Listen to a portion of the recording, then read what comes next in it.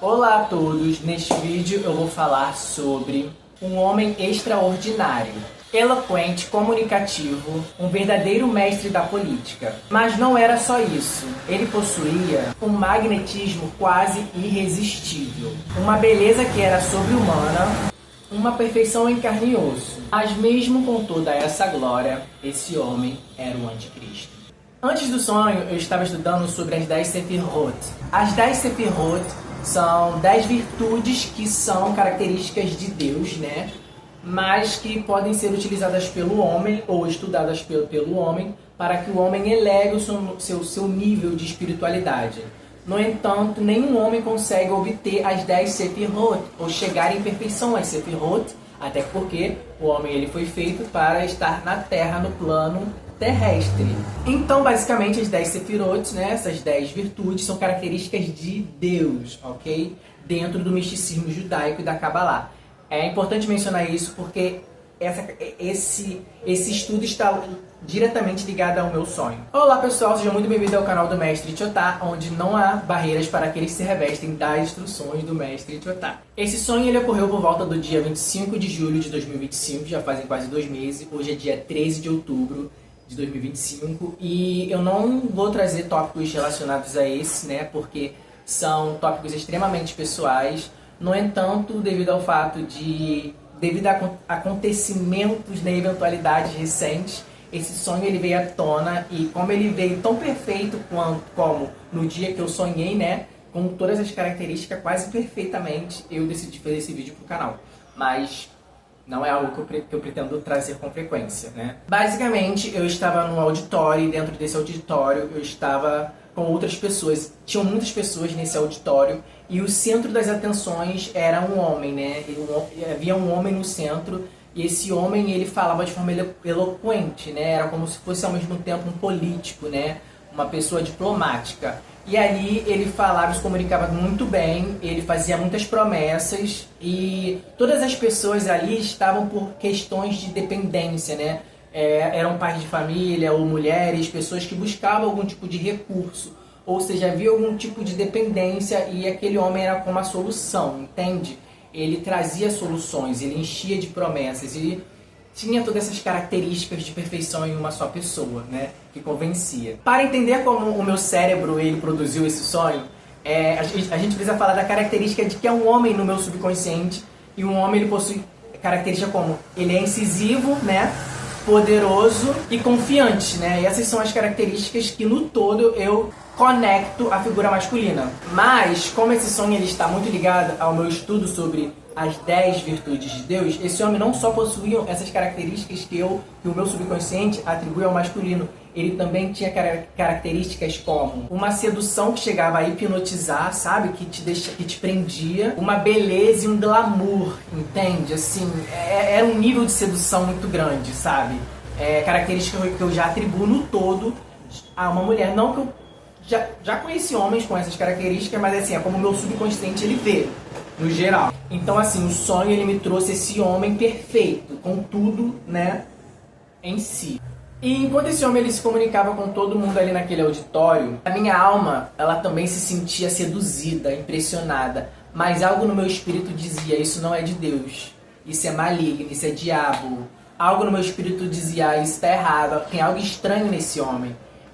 Então havia esse conflito dentro de mim, um lado queria estar ali, de certa forma pelas promessas que ele fazia, mas algo me alertava, algo se comunicava direto, algo me irritava, dizendo assim, há algo de errado nesse homem. Por mais bonito que ele seja, por mais sedutor que ele seja, por mais que ele possua todo esse glamour, há algo de errado nele.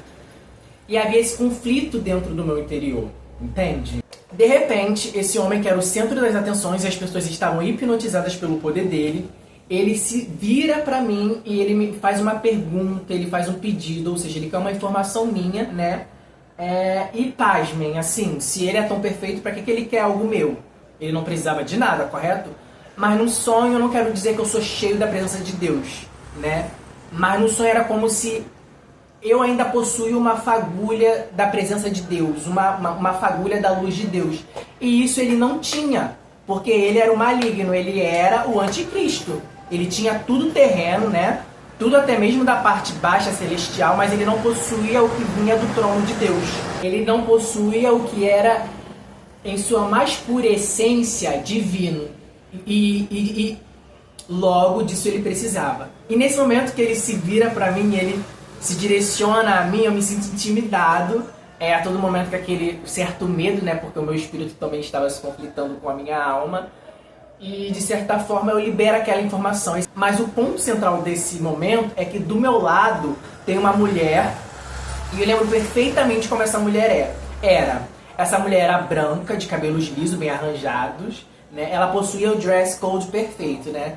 Que o mercado de trabalho exige. Ela tinha óculos, ou seja, o perfil de uma secretária, né? E ao mesmo tempo, eu liberava, eu concedia ao anticristo o que ele pedia da parte de Deus, mas não era eu quem levantava da minha cadeira. Do meu lado, essa mulher se erguia e ela traduzia com perfeição e com clareza, de forma comunicativa, exatamente o que eu falei na presença de todo mundo, mas de forma fidedigna, as palavras para o anticristo. Eu não lembro o que era, eu sei que era algo vindo de Deus e era uma informação que ele não possuía, entendeu? A partir daí, ele usa toda a informação que eu utilizei, eu sinto como se fosse um poder entrando dentro dele, aquela satisfação de que ele está recebendo algo, sabe? Sabe quando você recebe uma energia no jogo e você fica mais forte? Era isso, quando a mulher acaba de passar toda a informação para ele. Ela era o canal, entende? E eu só fui usado como o detentor da informação principal, tá entendendo? Porque no sonho ele também trazia isso. Eu não me considero uma pessoa tão eloquente, tão clara comunicativamente falando assim, né? Nessas performances todas. Então a mulher, ela se fez presente ali para representar esse lado, né? Essa característica de quem é mais comunicativo, de quem se apresenta bem em público. Ele moldava o que saía de mim, sabe? Para interesses pessoais, né? E o que tinha saído de mim era a luz, mas o que voltava para o auditório era sombras, entende? Depois desse episódio eu me vejo no alto de uma torre, né?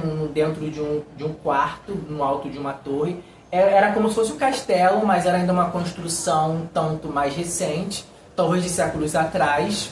Era uma arquitetura histórica, mais ou menos, e tinha uma janela que estava fechada, ou seja, todo mundo ali estava preso. Eu estava naquela sala com uma meia dúzia de pessoas, outras pessoas estavam distribuídas dentro daquela construção, todas presas. De repente, eu vejo uma nuvem, né? Em cima dessa nuvem tem uma figura de uma pessoa, e essa nuvem ela não vem de cima para baixo, ela vem de baixo para cima, e ela vem lentamente, tranquilamente, sabe? Vem subindo, vem subindo, vem subindo, e ela para no andar onde eu estava. No momento que eu identifico aquela nuvem, eu já sei no meu espírito, na minha alma, o que era aquilo ali. Ou seja, não houve interação, não houve diálogo. Eu já sabia que era Deus vindo me resgatar. Eu já sabia que era a presença de Deus, achei que não.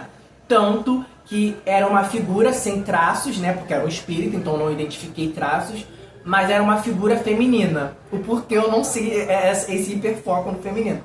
Era uma figura feminina, né? Mas que representava a Shekinah, a presença de Deus ali. E nesse momento eu já identifiquei o que era, né? Eu já sabia. E sem comunicação ela estende a mão pra mim. Eu já sabendo, como se fosse uma comunicação interna, né? De dentro. Eu estendo a mão de volta e ela me puxa pra cima da nuvem. Quando eu piso na nuvem, apesar de ser uma nuvem, era como se eu estivesse pisando num chão normal, sabe? Eu não afundava. Era como um chão sólido, confiável, né? E dali a gente parte, sei lá, a gente vai embora. Nesse momento, entre o momento em que eu estou na torre e a mulher está no meu andar alto, alguém diz assim, ele foi salvo. Naquele momento que alguém diz ele foi salvo, eu percebo que nem todas as pessoas naquele auditório estavam hipnotizadas. Algumas pessoas tinham sensibilidade para saber, ou tinham alguma percepção de que aquele homem ele não era tão perfeito assim. Que aquele homem, na verdade, ele era uma farsa, né? Que era um lobo na pele de cordeiro. Então, quando alguém diz assim, ele foi salvo, as pessoas estavam ali, né? Mas talvez não tinham força para sair, ou sei lá. Talvez nem eu também não sairia. Eu só saí porque eu fui resgatado, entende? Então me fez perceber que nem todo mundo estava alheio, às cegas. alienado por completo. Bom, não teria moral da história, mas para fechar bonito, eu trouxe o livro de Mateus, capítulo 10, versículo 16, que diz assim, inclusive que está no meu WhatsApp: Eis que vos envio como ovelhas ao meio de lobos.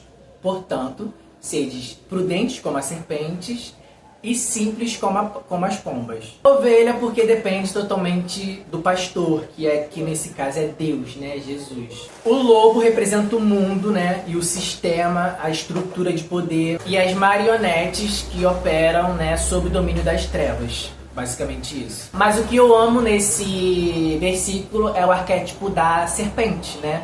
Jesus usa o arquétipo da serpente, que simboliza prudência, né? Como ele diz exatamente. Mas não só isso, também representa astúcia, sagacidade, discernimento e inteligência espiritual. A serpente, ela sabe onde rasteja, ela sabe onde pisa. Ela percebe o perigo antes mesmo do perigo acontecer. Ela é atenta. A serpente tem uma percepção extremamente aguçada. Isso, dentro desse contexto bíblico, representa a sensibilidade do espírito e uma revelação da parte de Deus, correto? Já a pomba, ela representa a pureza de coração, a inocência e a ausência de maldade. Já é um símbolo que contrasta com a cobra, já contrastar mesmo com a cobra. Diferente da cobra, ela voa. É um chamado para sermos não só sagazes, mas também saber a hora de sair, ó, guiar, meter o pé, né? Guia, guia, guia, guia, guia. Porque o lugar já não nos comporta. E o vídeo de hoje é esse. Eu espero que seja claro para vocês. E é isso. Até o próximo vídeo. Tchau.